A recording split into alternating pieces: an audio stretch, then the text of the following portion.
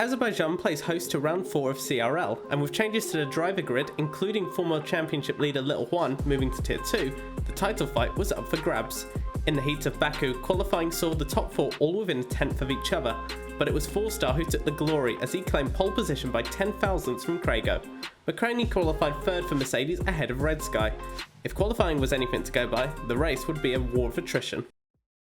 Lights out and away we go here at the Azerbaijan Grand Prix for Cone Racing League. And we see, Crago looking for a move on the inside. There are wings everywhere, and that is a spinner. We see Red Sky in the Williams dropping all the way down the grid now, and already virtual safety car. And 5 tenths, that's a lot of cars very close by. Marconi also using the overtake. And now the GRS, is he going to make a move into turn 1? Oh, he's going to go for the outside line.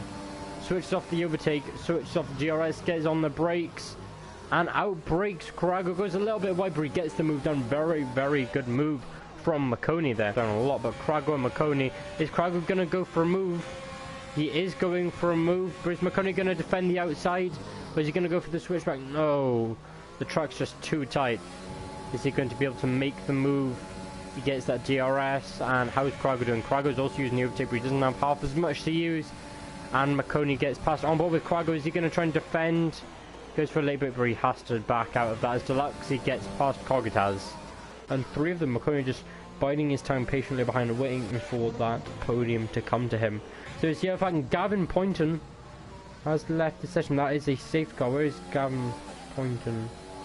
Because you will spin, and 4-star is gone, and Marconi unfortunately not being able to grasp it. Liverpool thanking within Killer J getting a decent start, but 4-stars just pulled away as Kogataz has very close to Marconi and 4-star there. Marconi's gone very, very wide and lost multiple positions. But our Jacko wanted to get involved. Through a Red Sky just behind, and they are going through wide. Oh no, the Haas backs out. Crago going into the pits. Fudra's going into the pits now.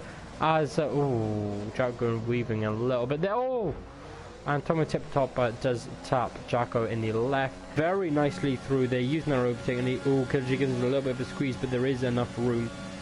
Very competitive racing, and Freefall having all of that momentum might actually be able to take the lead of the race.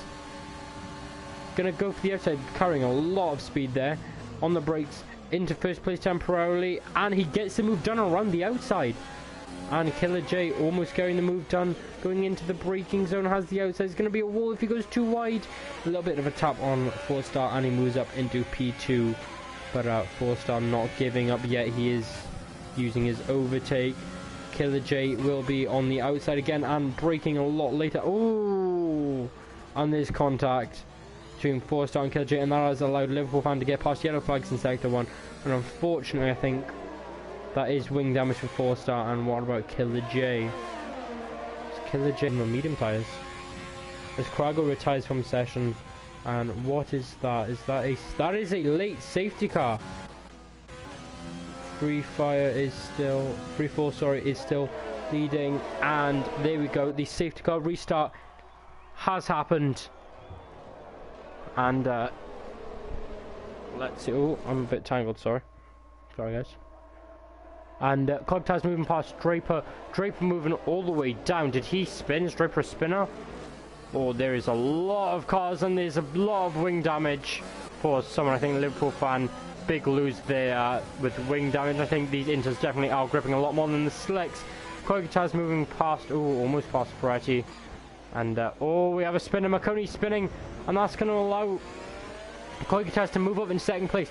Freefall up into first, and I think the mixture of Slicks and Inters is really, really wrecking havoc on the grid right now. So it's Marconi and Freefall having switched. I think as much as Marconi had that spin, I don't think he came off with a little bit of wind, and I don't think it's worth changing out. And those Inters really are the tyres to be on. The Inters definitely are. And Freefall chucking away that lead by not pitting onto the Inters. And Deluxy, and there's just wing damage left, right, and centre. I guess wet guys, but come on. Deluxy has no front wing. Killer J return from the session. What is going on? With 4-stars, he's going to be able to make a move on Draper. He has the Inters, and I think they have the superior grip. And Draper runs deep, and 4-star with that amazing switchback. A lot of position changes, a lot of pitters. Ooh, Draper's car like wedged in the wall. That is not a nice crash at all. There are gaps all the way through, and I think people are just waiting. Was that a virtual safety car? I'm not sure. Liverpool can move him to 13.